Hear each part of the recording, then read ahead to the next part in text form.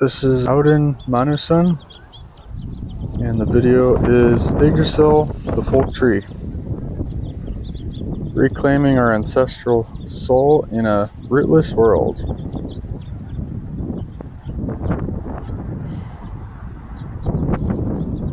Hailkin. If you're watching this in 2026's soulless sprawl, like LA's concrete jungle where I sit, you're probably starving for roots. Modern stats paint the picture. A 2025 Pew survey shows 45% of Western Europeans feel disconnected from ancestral heritage, up from 30% in 2010, eroded by globalization's grind. Forget the watered-down inclusive bullshit peddled by modern pagans. The plaguing freaks. Osseter isn't a hobby. It's blood and weird. Today we're boiling down ancient Germanic soul lore with a dash of forbidden science. Yggdrasil isn't just a myth. It's us, the folk, as a living collective organism. Roots in our ancestors. Trunk in our kin-frith. Branches in our undying fame. We'll smash the PC veil. This is essentialist. Dissent matters, or its subversion. We gotta sidestep the outrage and the Karens. Think of it like an endogamous religion, closed like Zoroastrianism or Shinto. You gotta descend from Mannus, Tacitus, progenitor of the Germans, to truly belong to the tree. No outsiders gate crashing. That's LARPing. Like playing Native American shaman, and trashing the sacred ground. Alright. Pulling from Vilhelm Grönbech's raw take on the Teutonic soul, Rupert Sheldrake's band resonance science, and the Norroena Society's deep dive on Mannus as Halfdan. Manas, the rune of man, the folk. It echoes Mannus from Tacitus Germania. Tacitus in 98 Common Era described the Germans hailing from Tuisto, an earthborn god, whose son Mannus birthed 3 boys, founders of the tribes, Ingevons by the sea, like Angles and Saxons, Hermanons in the heartland, Suebi types, and Istevons everywhere else. All one stock, pure and fierce, singing hymns to their shared blood, ancient bardic songs praising Mannus as the divine progenitor, as Tacitus notes in chapter 2. These hymns, Tacitus says, celebrated their common descent, fostering unbreakable tribal unity. Mannus is the folk's taproot, the divine spark that makes us us. Mannus is the base of the trunk. We descend from him. We inherit the gifts of the gods, especially liturgo, the divine image. Head to the Norroena Society's site. Their article, Halfdan's Identity with Mannus and Tacitus Germania, drops the hammer. Mannus is Halfdan, the High One, equated with safe in old lore. They lay it out. Halfdan ends the Germanic patriarchal era, marking the Iron Age after golden under Heimdall and copper under Skjold Borgar. He's son of Thor and the Earth Goddess, Fjorgyn, with a double fatherhood, divine and human, just like Tacitus Tuisto, and Odin epithet, TV. Halfdan's 3 lines, stepson Yngvi Svipdag for the Ingevons, half-brother Guthormer for Hermanons, and Hadingus for Istevons. Etymology seals it.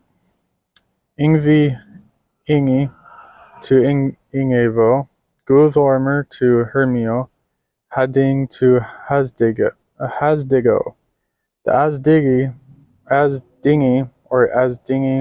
Asdingi refer to the royal dynasty of the Vandals, a Germanic tribe often classified under the Istevons group by ancient sources like Tacitus and later historians. The Vandals' migratory paths and cultural ties place them in the everywhere else category of Istavones, with etymological links from Hadingus in Saxo Grammaticus to Hasdigo or Asdingi, suggesting a shared ancestral narrative in Germanic lore. Saxo Grammaticus calls him thought to be the son of the great Thor, worthy of public libation, and Snorri's Prose Edda magnifies him as father of 18 sons. 9 founding heroic families like Skjoldungs and Ylfings. Halfdan Mannus isn't just myth. He represents our connection to each other and our gods. Our blood? His legacy. The divine image, Liturgotha. Odin breathed into Ask and Embla. Those ash and elm, first folk. Ask? That's the ash of Yggdrasil itself.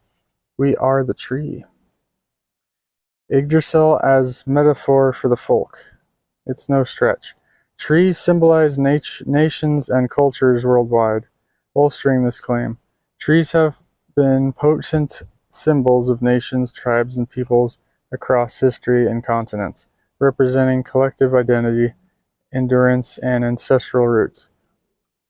In Celtic lore, the sacred groves and the oak stood for strength and kingship, the king tree for endurance, tied to thunder gods like Thor or Tyrannus, central to tribal life. The Saxons' Irminsul, a world pillar tree embodying the tribe's strength and heritage, destroyed by Charlemagne to shatter their spirit. In Hinduism, the banyan tree symbolizes immortality and longevity, often with temples built around ancient ones, representing the folk's eternal spirit. In Mesopotamian lore, the tree of life in Babylon represented the center of paradise and the nation's cosmic order, with primordial waters nourishing its roots, linking the empire's prosperity to cosmic harmony. Ancient Egypt revered the sycamore with Hathor for motherhood and divine protection, often around tombs for eternity, tied to resurrection and the afterlife, as Hathor emerged from sycamores to greet the dead. In China, the pine stands for friendship in adversity and longevity, while the peach tree of immortality ties to cosmic order. Even in African cultures, baobabs guard savannas as symbols of life and fertility, often seen as upside-down trees with roots in heaven, storing water for tribal survival. Zoroastrian Haoma, sacred plant linking people to immortals. In Mayan culture, the ceiba tree, kapok, was the world tree. Its roots in the underworld, trunk in the earth, branches in the heavens, symbolizing the nation's cosmic spine and linking ancestors, living, and gods. Native American tribes like the Lakota revered the cottonwood as the sacred tree for the Sundance, connecting earth and sky. In ancient Greece, the oak at Dodona was Zeus's oracle, its leaves whispering prophecies for the nation. Sumerian cedars in the Epic of Gilgamesh represented divine kingship and eternal life. Trees are not absent, they're folk metaphors, from Mesopotamian empires to European oaks as national strength. Yggdrasil fits the pattern. Our Germanic nation's symbol, pure and endogenous. This ancestral tie runs deep. Yggdrasil and Mannus are woven together as the folk's origin story. Tacitus records the Germans' hymns singing of their descent from Mannus, son of Twisto, the earth-born god whose 3 sons founded the tribes. In Voluspa, the first so-called humans, they're really the first Aryans or Europeans. Ask and Embla are shaped from driftwood on the shore. Ask from ash, Embla from elm. Embla can also mean earthen pot or vine, and animated by the gods' gifts, breath, spirit, senses. Poetically, Ask embodies the ash that becomes Yggdrasil itself, the world tree linking gods, ancestors, and kin in one living organism. Those ancient songs Tacitus mentions, hymns of shared blood and history, seem encoded in the elder Futhark runes, our sacred script carrying the folk's weird. Interpretations from rune poems like the Old Norwegian rune poem and Icelandic rune poem tie runes to myths. Fehu as cattle wealth, echoing abundance from Audhumla and Voluspa. Uruz as aurochs from primal strength like the wild beasts in creation. Scholars like Guido von List and modern interpreters see the Futhark as a cosmological map, with runes symbolizing stages of existence from chaos to order. Look at the runes in the Tier Et for physical world context. Well, first we're going to start with the Hagal Et. Isa, ice as Niflheim's cold realm, Naudr, need, fire, as Muspelheim's blaze. These primordial forces of ice and fire, as in Voluspa's creation from Ginnungagap. Yera, year harvest, marks their annual contest, the seasonal balance that sustains life in the middle world, echoing Tacitus hymns to seasonal cycles. Then Iwaz, the yew tree, stands as the actual cosmic axis, the enduring world tree bridging realms, its evergreen nature symbolizing immortality, as in rune poems calling it evergreen. Perthro follows as the well of fate, Weird's well under Yggdrasil. Alges as the protective elk sedge force shielding creation, like the divine twins Alcis in Tacitus, guardians of the tribe. Sowilo as the sun's victorious light, triumphing over darkness, as in Voluspa's New World post-Ragnarok. In the Tier Et's flow, we see echo. So that's the Hagal Et is the physical creation, but in the Tier Et, we see echoes of Voluspa's creation and Tacitus' progenitor myth. Tyr, Tiwaz, as a sky god or earthborn TV. Then Berkano, the birch. Groves of birches standing like a gathered tribe.